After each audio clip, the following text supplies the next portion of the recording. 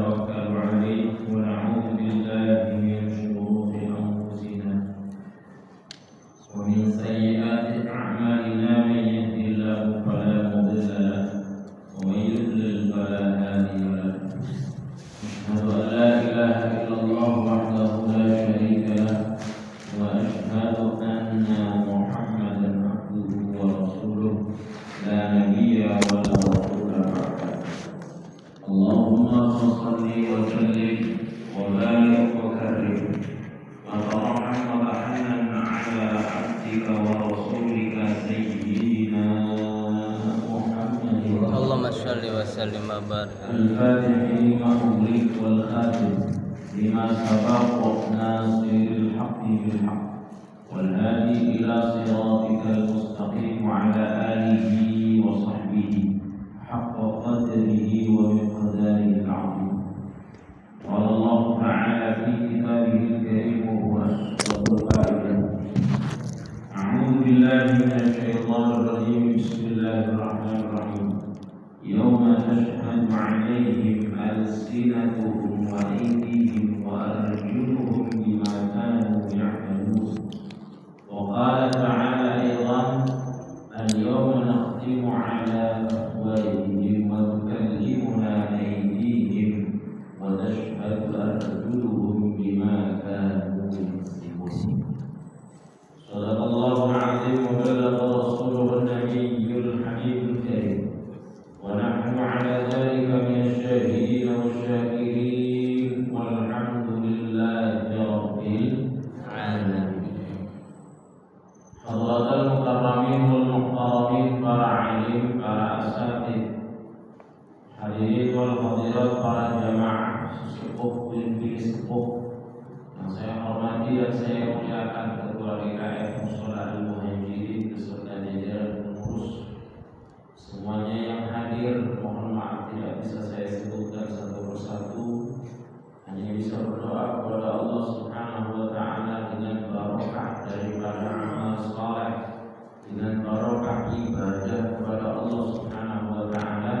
Mudah-mudahan apa yang kita inginkan dan apa yang kita hajatkan dikabulkan oleh Allah Subhanahu wa taala.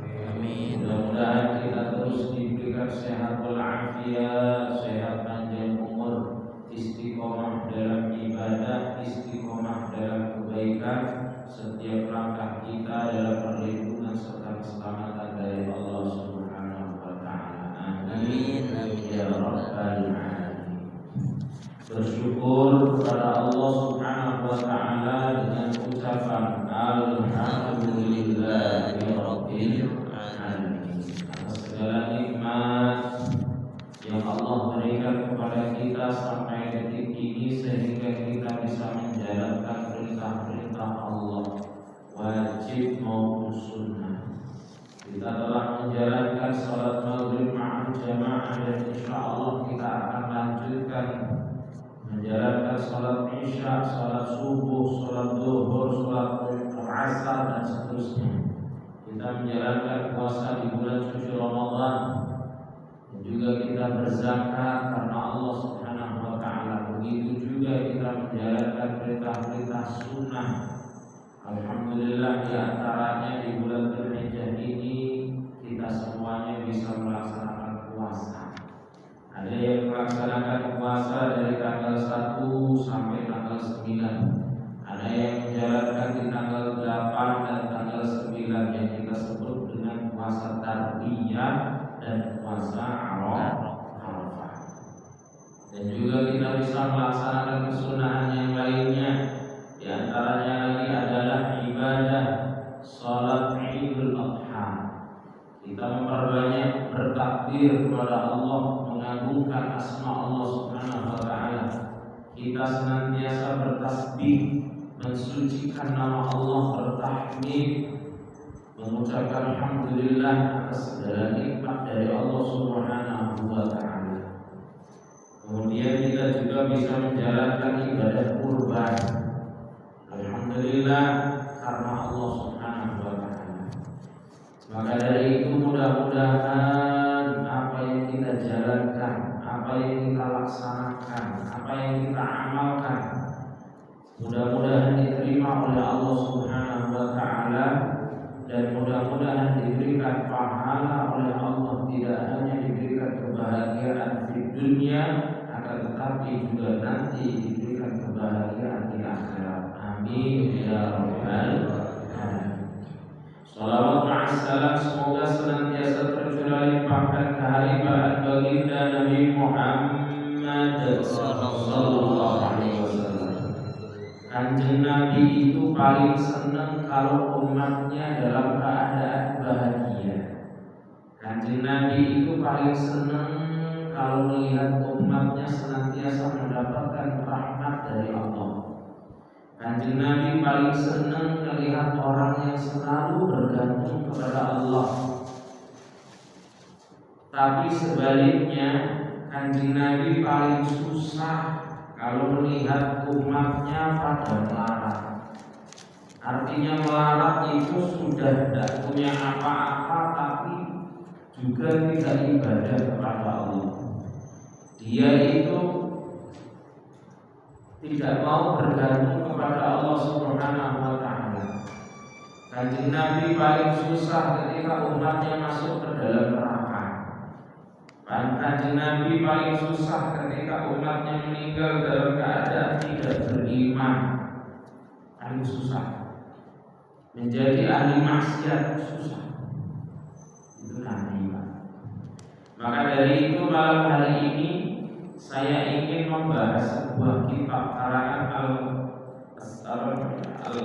Al-Syekh Abu Hamid Muhammad bin Muhammad Al-Ghazali At-Tusi, salah satu ulama yang alim, yang saleh, ahli tasawuf, yang karangannya diantaranya adalah Bidayatul Hidayah, diantaranya adalah Ihya Ulumuddin. Beliau menyebut di dalam kitabnya Bidayatul Hidayah al-Qismu Tsani Al-Qawlu fi Ijtinabil Ma'asi, di bab atau bagian yang kedua tentang membahas menghindari kemaksiatan. Karena terkadang kita ini terlalu fokus untuk melakukan kebaikan, akan tetapi acuh terhadap kemaksiatan. Orang itu masuk ke dalam surga, insya Allah, selama dia itu meninggal dalam keadaan beriman, pasti dimasukkan ke dalam surga. Akan tetapi kadang-kadang orang itu tidak sadar bahwa di akhirat itu ada surga, ada neraka. Maka dari itu, Allahumma inna nas'aluka ridhaka wal jannah wa na'udzubika min sakhatika wal nar. Itu doa yang seringkali kita baca ketika bulan suci Ramadan. Allahumma inna nas'aluka, ya Allah, kami mohon kepada Engkau, kami minta kepada Engkau. Apa yang kita minta? Ridhaka wal jannah, yaitu ridhomu, wal jannah, dan surga. Karena kita ini pengen hidup dalam kenikmatan, Pak. Ada sebagian ulama mengatakan kalau pengen ketemu dengan Allah, ya di dalam surga. Ketemu dengan Nabi, ya di dalam surga. Wallahu a'lam, nanti prosedurnya seperti apa. Wa na'udzubika, dan kami mohon perlindungan kepada Engkau ya Allah, min sakhatika wan nar, dari kemurkaanmu dan juga dari neraka. I'lam, katakan atau ketahuilah, anna lid-din syatraini, agama itu terbagi menjadi dua bagian. Ahaduhuma, salah satunya adalah tarkul manahi wal akharu fi'lu ta'ah. Yang pertama adalah meninggalkan larangan. Yang kedua adalah menjalankan ketaatan, melaksanakan ketaatan. Ini kenapa Imam Al-Ghazali yang pertama ini kok tarkul manahi. Sedangkan kita itu kalau membaca Quran pasti ketemunya dengan ayat kuntum khayra ummatin ukhrijat linnas ta'muruna bil ma'rufi wa tanhauna 'anil munkar wa tu'minuna billah. Ta'muruna bil ma'ruf, melakukan kebaikan, memerintahkan kebaikan, mengajak kebaikan. Wa tanhauna 'anil munkar, dan juga menghindari kemungkaran. Menghindari larangan-larangan Allah. Kalau kita nyebutnya itu adalah amar ma'ruf nahi munkar. Tapi di sini di dalam kitab Bidayatul Hidayah Imam Al-Ghazali menyebutkan adalah tarkul manahi wa fi'lut ta'ah. Kalau dibahasakan itu adalah nahi munkar amar ma'ruf. Dibalik. Kok bisa? Wa tarkul manahi wal ashaddu fa inna ta'ati yaqdiru 'alayha kullu ahadin wa tarku syahawati la yaqdiru 'alayhi illa siddiqun. Karena meninggalkan larangan itu jauh lebih angel. Meninggalkan larangan, meninggalkan apa yang tidak diperbolehkan oleh Allah itu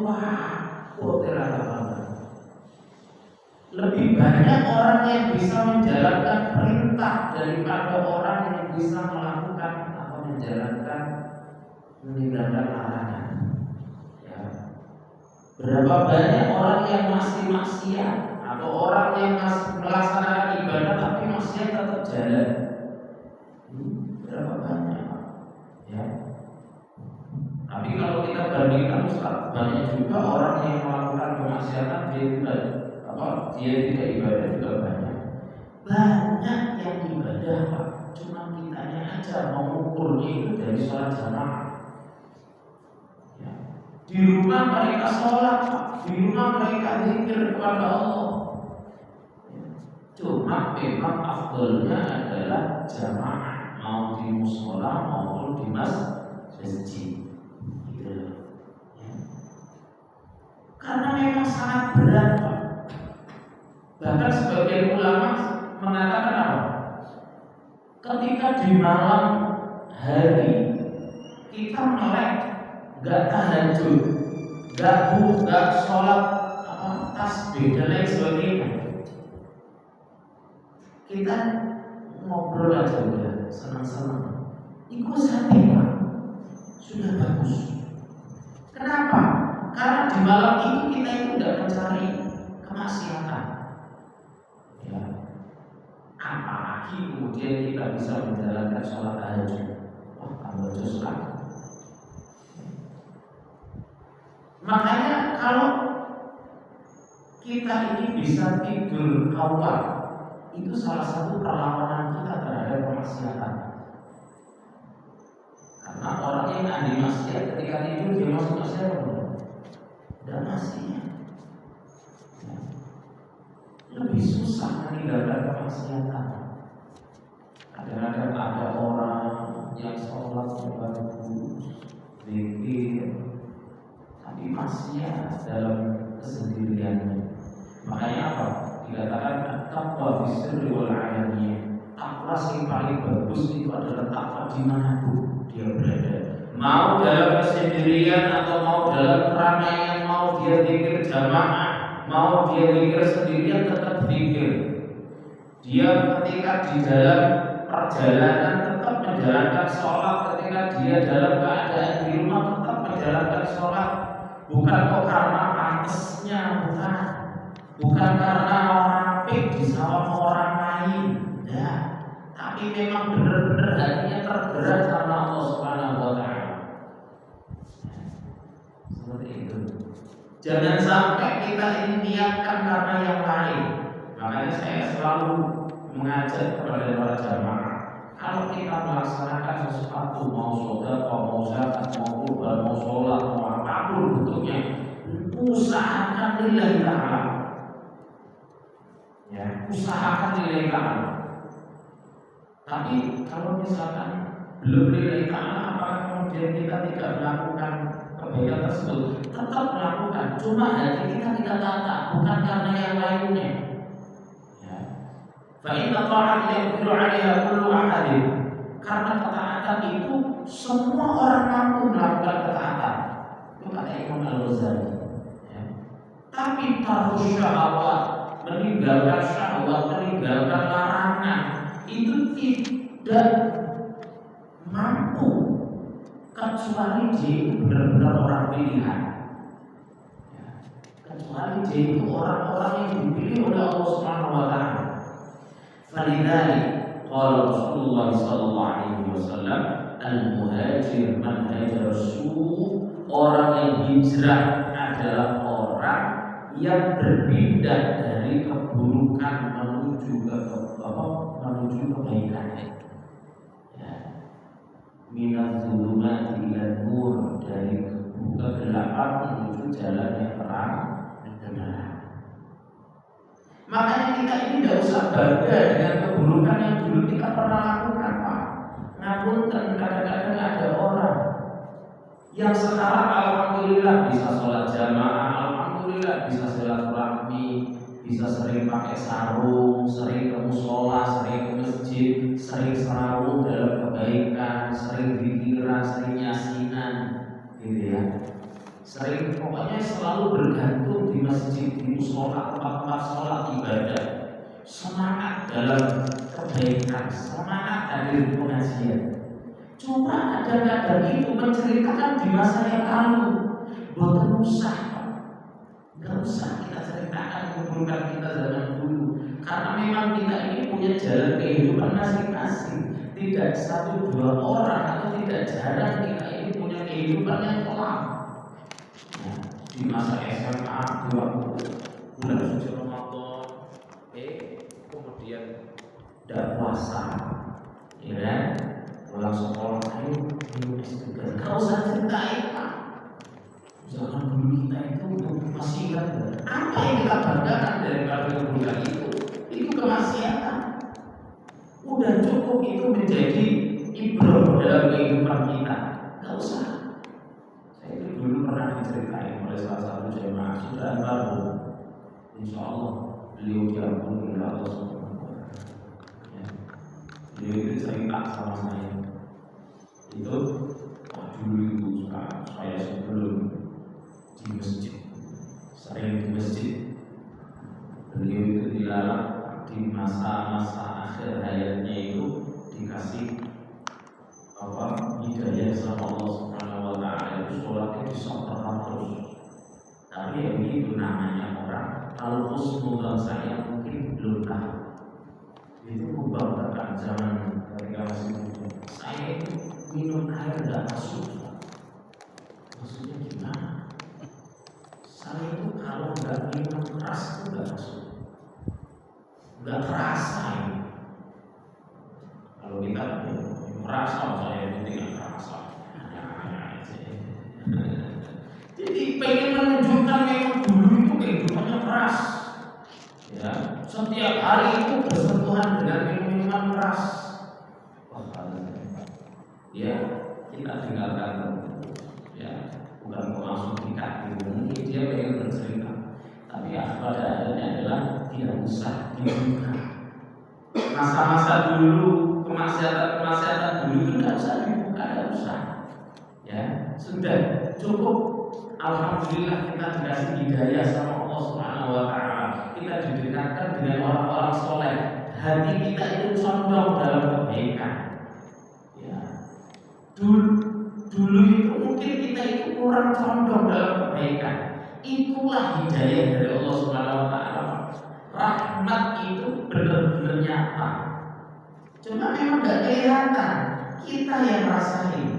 Dulu kita ketika waktu 10 tahun, 20 tahun yang lalu seperti apa? Ya Allah, buru-buru saya ingin musola, buru-buru saya ingin masjid. Ya. Tapi bila alhamdulillah sekarang saya senang banget ke musola, senang bareng-bareng ke masjid. Kalau nggak ke masjid itu kayaknya ada yang kurang dalam hidup saya. Itu rahmat dari Allah Subhanahu wa taala. Ya. Itu hidayah dari Allah Subhanahu wa taala.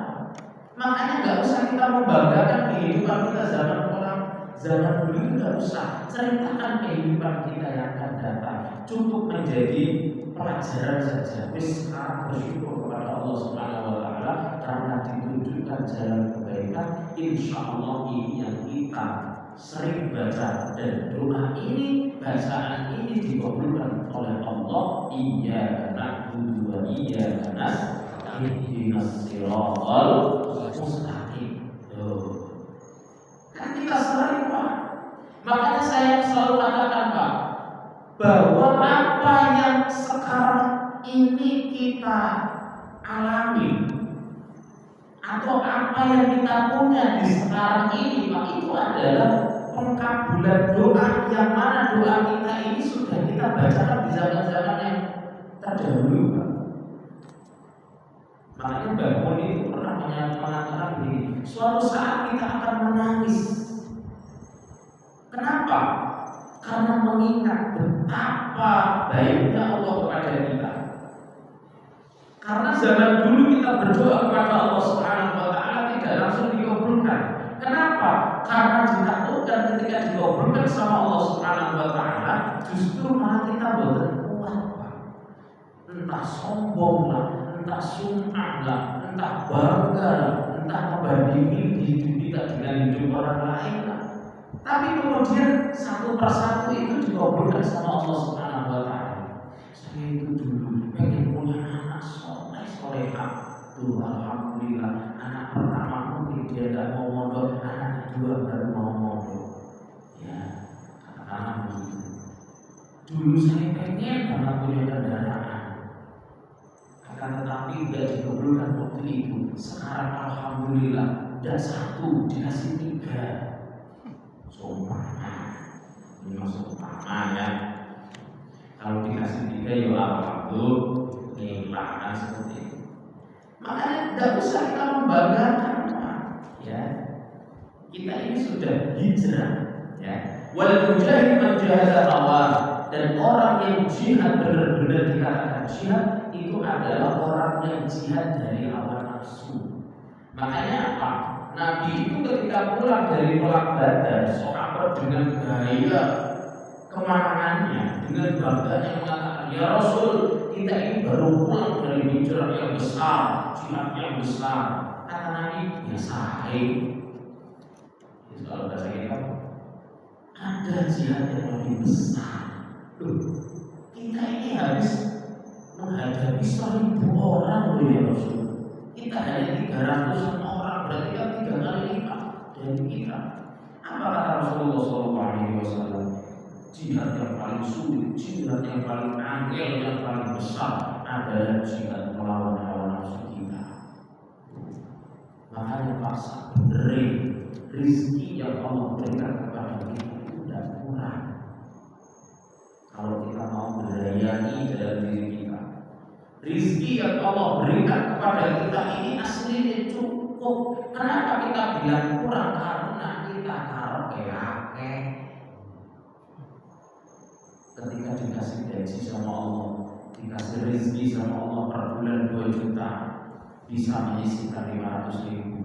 Kalau dikasih gaji 5 juta, 3 tahun kemudian gajinya naik menjadi 5 juta, itu kalau secara logika itu kan tidak 500.000 nabungnya, yang minimal separuh, ya kan? Karena dari 2 juta bisa nabung 500.000, 5 juta, ya kan tidak 500.000 nabungnya. Kadang-kadang ketika dikasih rezeki sama Allah Subhanahu wa taala per bulan 5 juta tambah kurang. Dulu dikasih 2 juta, itu cukup. 500.000 bisa nabung, dikasih 5 juta tambah kurang. Karena selain kebutuhan kita nambah, anak sekolah, keinginan juga tambah. Dulu cukup jalan-jalan ke Politendana, 3 tahun berikutnya ketika ekonomi sudah mulai bagus, jalan-jalan yang nggak mau ke Politendana, alasan jalannya jelek. Dan terus mau kemana? Ke sih? Kalau nggak Sumarekon. Sumarekon itu Pak, somai harganya 37.000. Somai tok Pak. Mana somai 32.000? Belinya itu tidak pakai duit Pak. Top up dulu, ya, pakai kartu. Wah itu top upnya berapa 100.000 ya udah. Masya Allah. Ada somai ini kan? Digerai 10.000 saya nanya. Cuma lain Pak rasanya. Rasanya itu maksudnya bukan rasa yang di lisan, bukan, tapi rasa yang ada di dalam hati dan pikiran. Dari mana? Sumarekon. Esnya Sumarekon. Iya. Karena keinginan kita nambah Pak. Ini hawa, namanya hawa nafsu kayak ini, gitu. Ya. Makanya coba kalau misalkan dari dulu kita hidup sederhana, sampai sekarang pun sederhana, cuma gaya ibadah kita saja yang kita naikkan. Ya, artinya ibadah kita yang semakin bagus, semakin bagus. Kita ambil contoh, seumpama, ya, di bulan ini atau di tahun ini 2026. Saya tahun ini pengen, ya Allah, pengen kurban. Ya Allah, tahun ini baru bisa yang 20 juta. Kurban itu tidak harus 3.500.000 Pak. Kata siapa? Harus sesuai dengan iurannya. Itu iuran yang memudahkan kita. Kan ada yang iuran 3.200.000, ada 3.600.000, ada 3.500.000, bahkan ada 4 juta juga ada. Tapi untuk kalau misalkan kita pengen beli kambing misalnya gitu kan, itu kan tidak harus kita yang harga 4 juta, cari aja yang harga 2 juta itu bisa. Ya. Bahkan kalau seumpama ternyata kita ini uangnya segini, nyari yang perempuan boleh pada sah Pak. Saya katakan apa? Kurban pakai kambing perempuan itu sah. Bukan orang senang ngomong yang bagus tidak, yang bagus, yang afdol. Dan duit itu adalah cukup. Ya. Dikatakan cukup itu adalah ketika kita kebutuhan kita sudah terpenuhi, makan 4 hari ke depan itu terpenuhi, kemudian kita cek di ATM, cek di tabungan atau di dompet, juta ya sudah, cari harga 1.500.000 sah Pak. Nah, siapa tahu dengan kita itu mengeluarkan sebagian harta kita itu untuk berkorban, yang mana korban kita memang semampu kita ya. Siapa tahu tahun depan itu semakin bagus. Itu yang bagus. Bukan kok gaya hidup kita yang kita naikkan, tapi ibadah kita yang kita naikkan. Itu Pak. Tahun depan ya Allah, tahun ini saya hanya bisa mengeluarkan uang 1.500.000 atau 2 juta.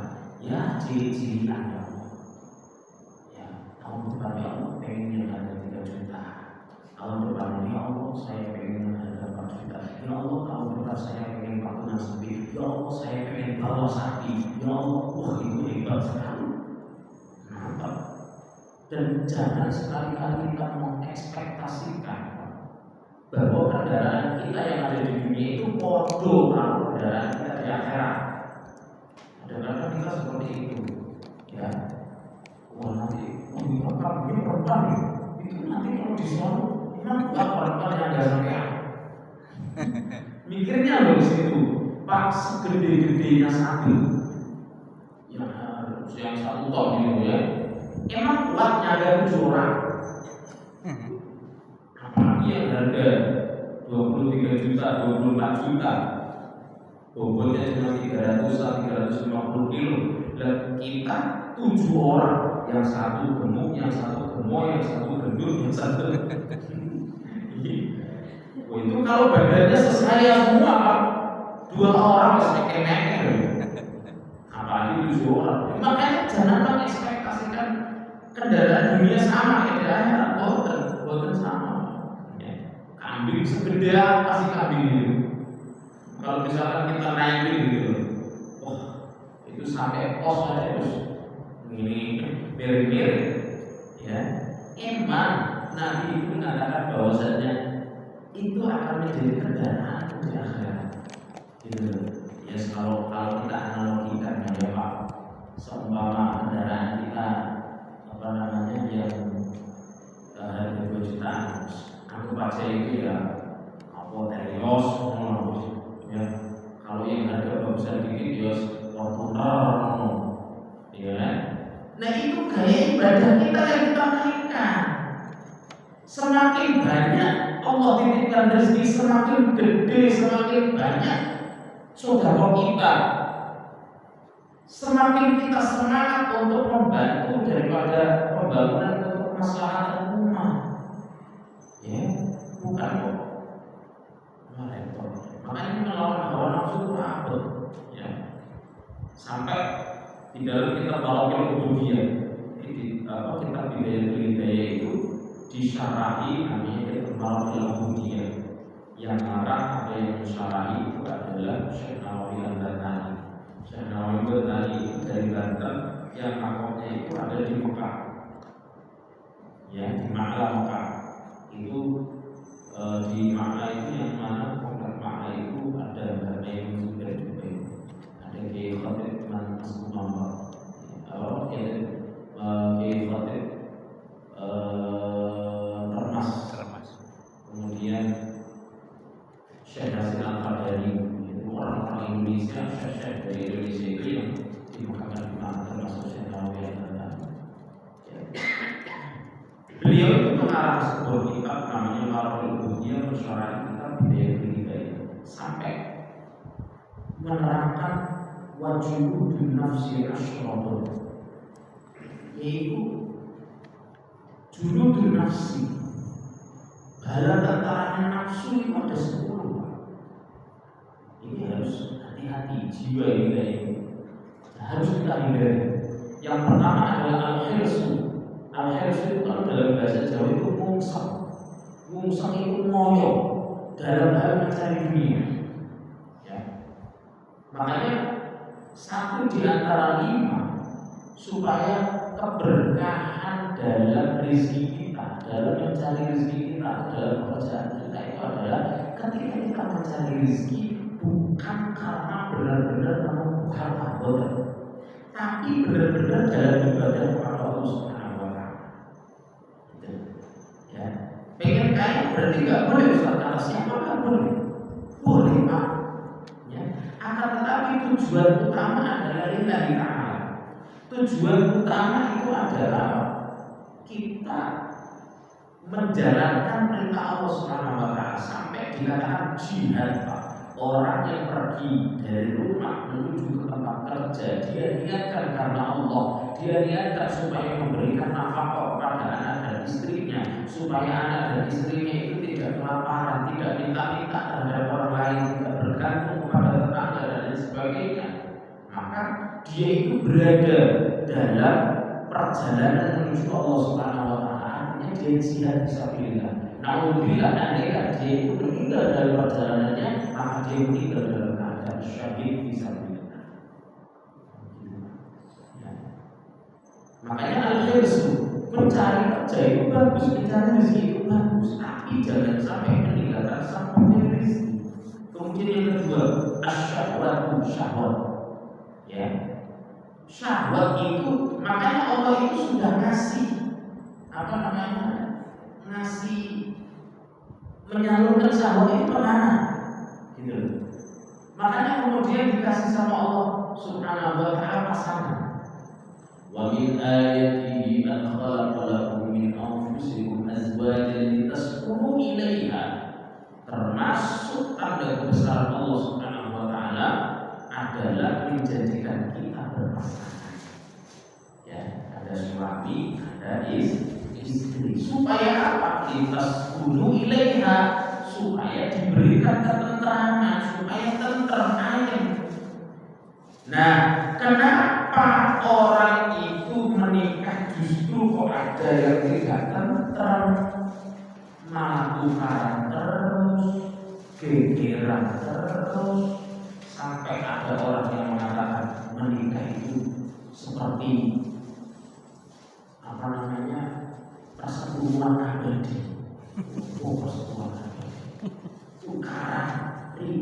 sekian hari.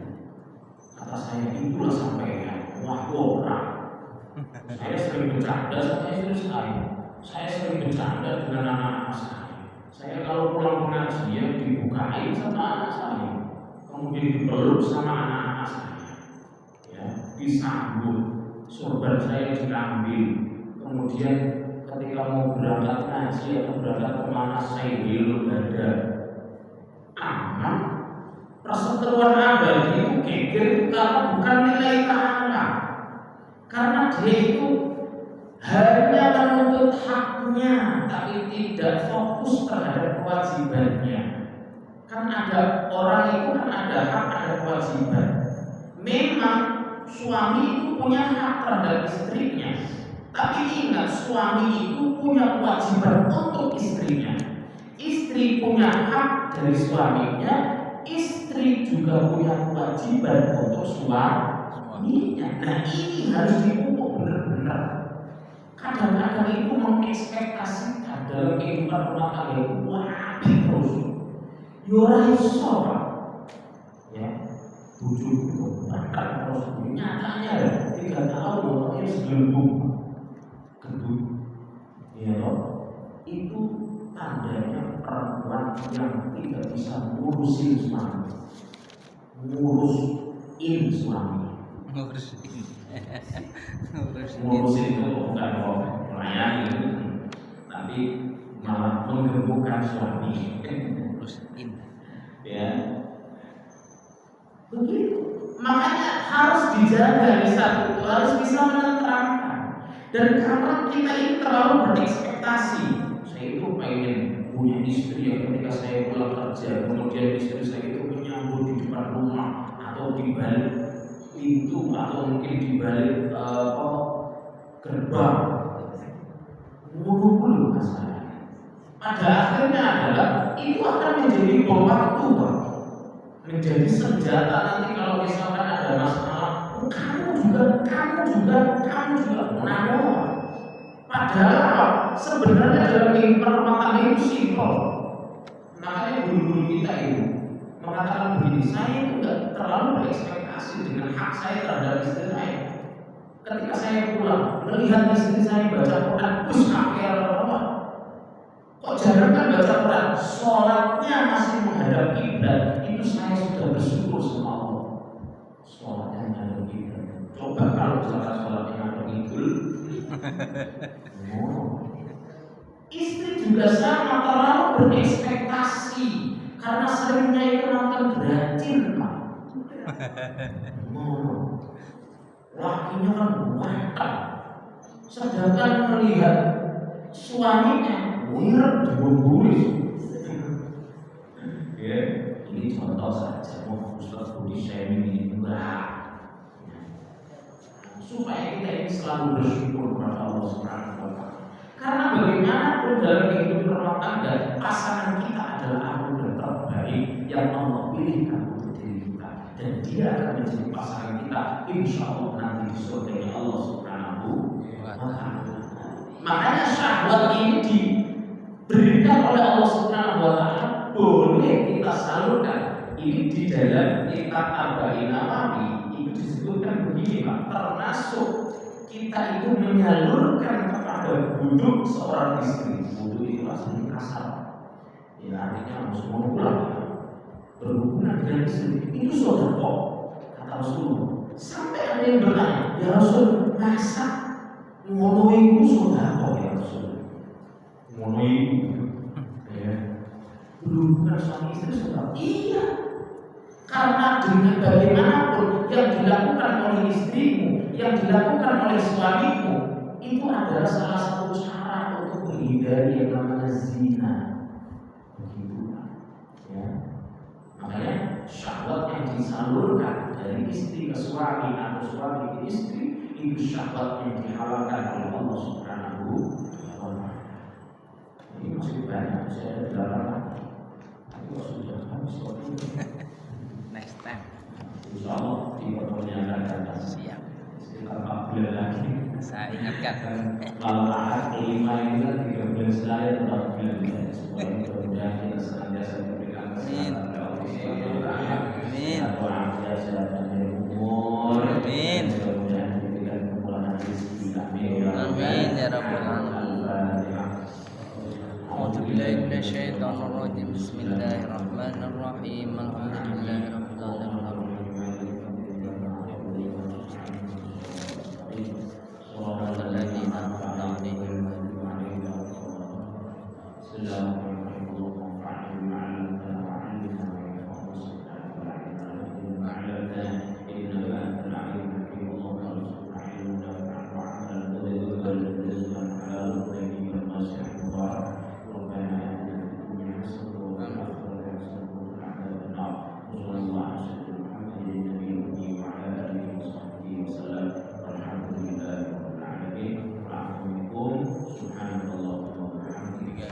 Asyhadu an la ilaha illa anta astaghfiruka wa atubu